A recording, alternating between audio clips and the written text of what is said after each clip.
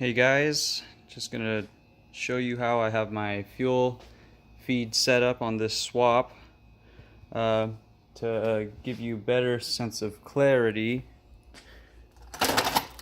What I ended up doing was I reused this, this bracket and hardline off of the NA2J. So this is the stock IS300 fuel feed line that attaches to the block, and from the block down here where it attaches, it also attaches up here through the banjo bolt or the pulse damper bolt. The difference between this hard line and the 1J hard line is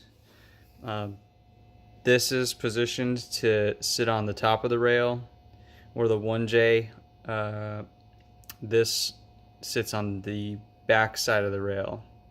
So basically this needs to come down so that this can properly mount to the back of the rail. So what I did was I just very carefully hand bent this line before I put the motor in the car with the motor out of the car. So that way I had lots of space to work.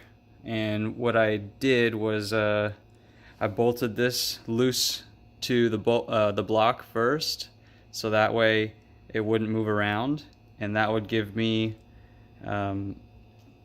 basically the ability to bend this line in the way it needs to be, so that the fuel feed end here will properly mount to the rail.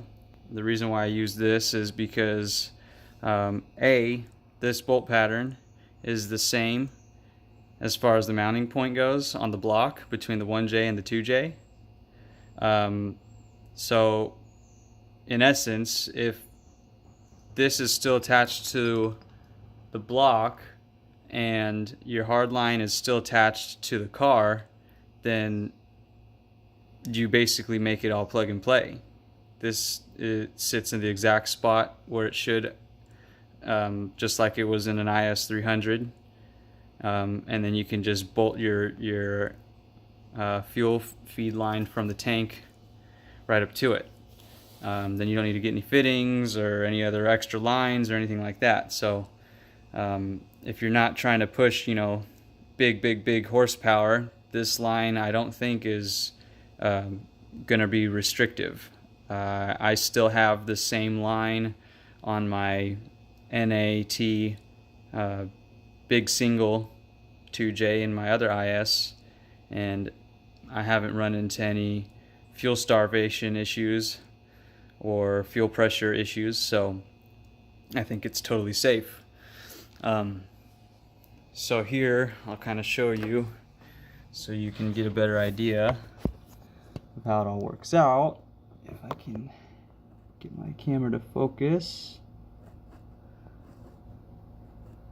So right there in the middle of the screen, it's kind of hard to see, it's blurry, here we go.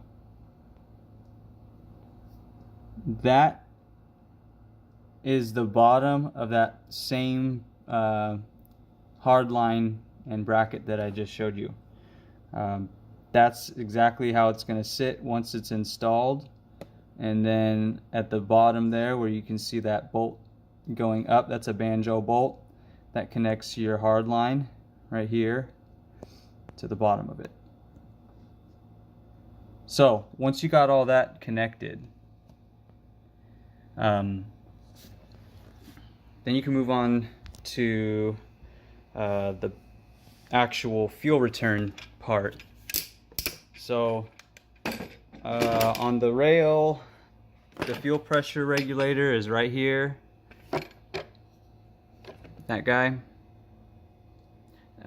There's a vacuum line, so I connected that vacuum line to this nipple right here. This goes to my ECU, to the map sensor. This goes to the fuel rail as my vacuum source. And then I have Let's see if this is the line. Nope.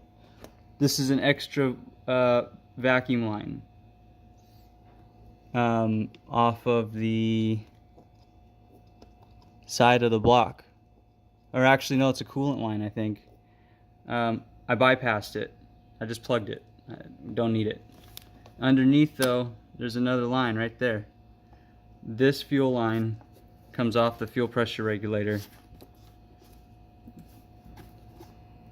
I'm pointing at it. I'm blocking the light if I try and grab it. But this line right there that I'm touching, I used a 5/16 fuel line to attach to this line with a 5/16 coupler, brass coupler.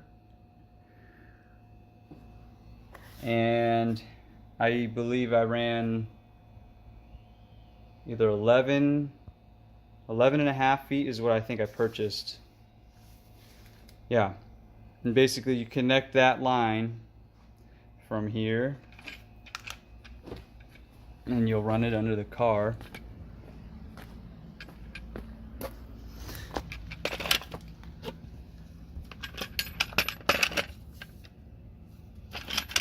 So as you can see, that nylon braided line there that got tucked underneath the factory fuel lines, that is my fuel return.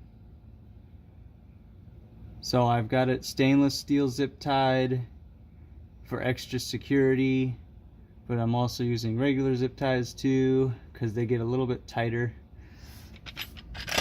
But let me see, yep, there it goes. All the way along, all the way along.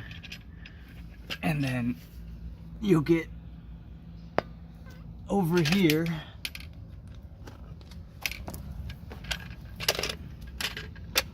And this is where the line goes back into the tank. There's no cutting or anything involved. Basically, there's a nice little cubby there. The fuel tank bracket.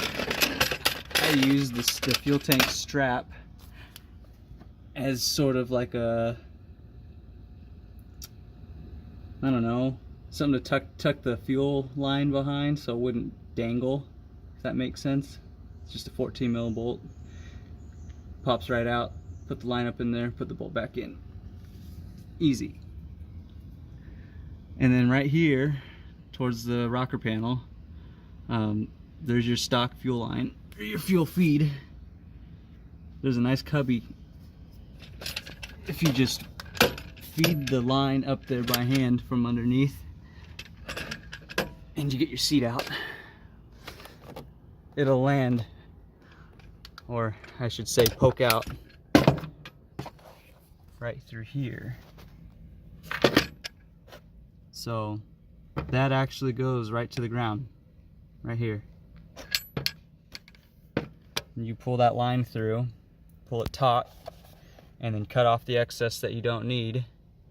And I'm running the Aristo fuel pump hanger because it has a factory fuel return in it already, or a line for it. So you just connect to that.